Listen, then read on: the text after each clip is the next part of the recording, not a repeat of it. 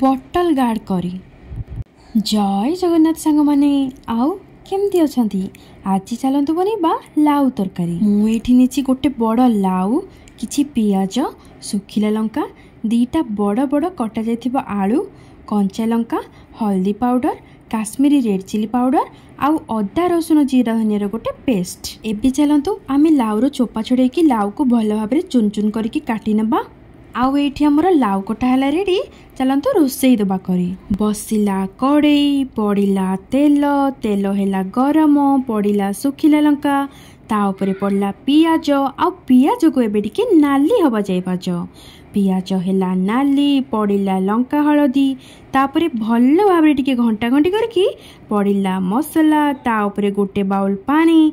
आउ एबे भल्ल भाबरे गोळे घंटी घोड़े दबा घोड़नी। आउ एठी देखंतु आमर मसला भल्ल भाबरे कसी हे गलानी। एबे एथिरे ऐड करबा कटा हेतिबा लाउ, आलू आउ स्वाद अनुसार लूण।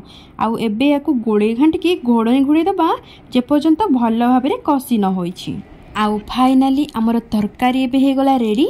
एबे एथिरे ऐड करबा धनिया पत्र आउ एन्जॉय करबा प्लेट रे नेकी गरम गरम लाउ तरकारी। तो फ्रेंड्स, लाउ तरकारी लुकिंग आउ रेसिपी आपण मानकु केमती लागिला कमेंट बॉक्स रे निहाती जनेबे।